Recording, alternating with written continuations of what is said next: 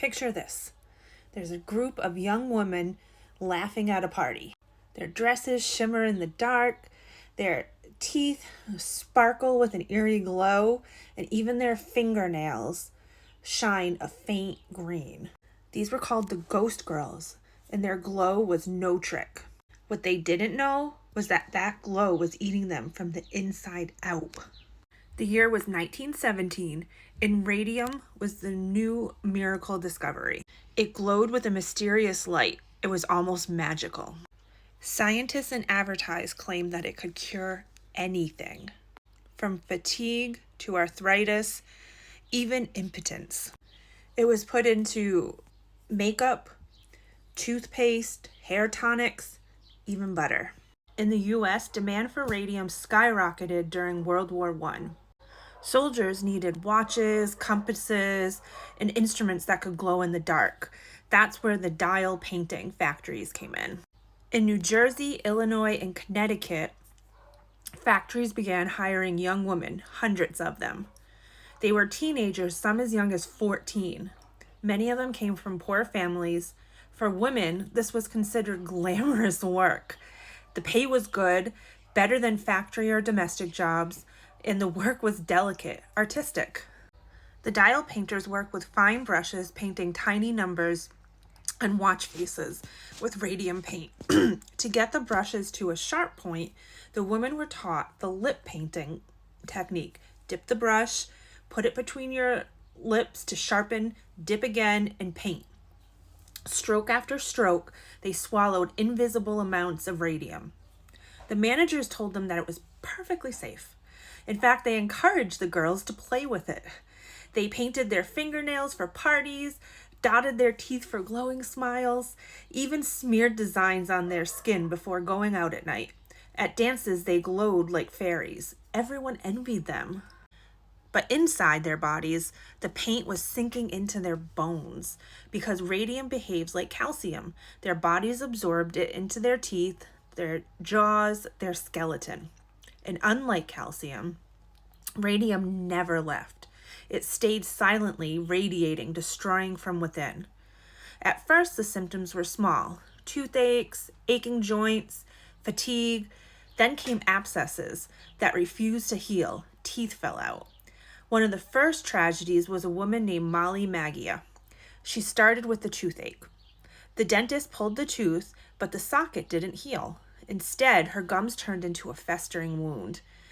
More teeth fell out. Soon her entire lower jaw was a rotting mess.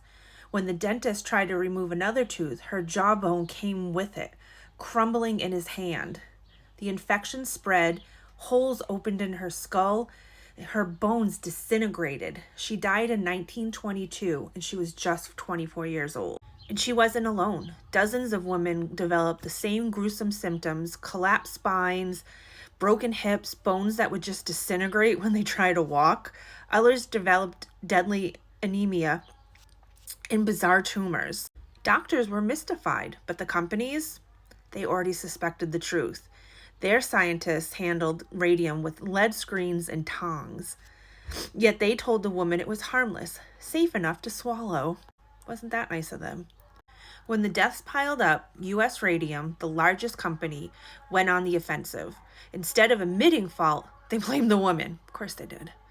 They claimed that the illnesses were caused by poor hygiene, bad diets, even sexually transmitted diseases.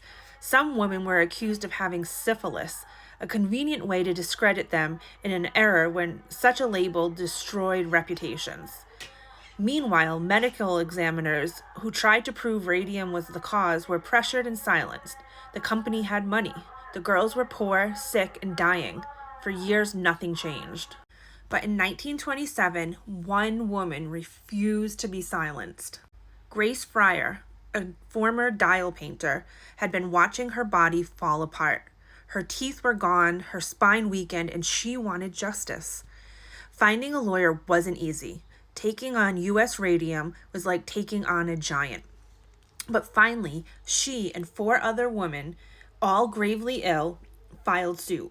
They became known as the Radium Girls.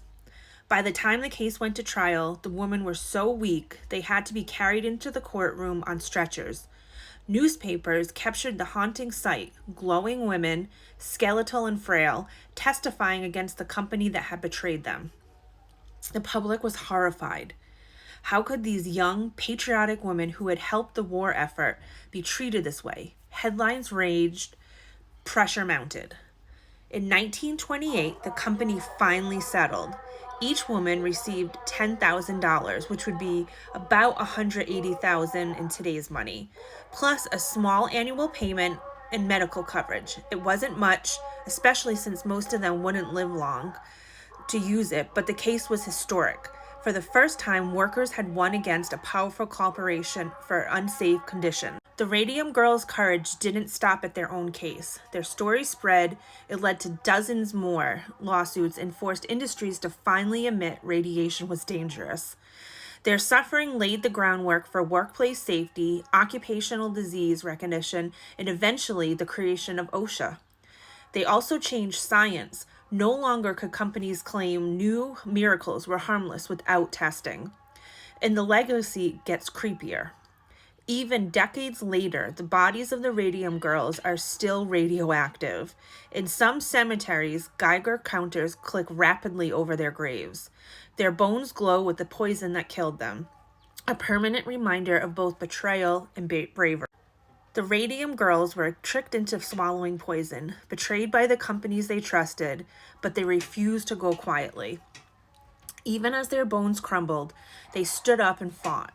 They turned their glow into a warning, a legacy, and a light that forced the world to change. Creepy, tragic, inspiring. They didn't just glow in the dark, they lit the path to justice. It just blows your mind sometimes how horrible these big companies can be. And what are your thoughts? Let me know in the comments.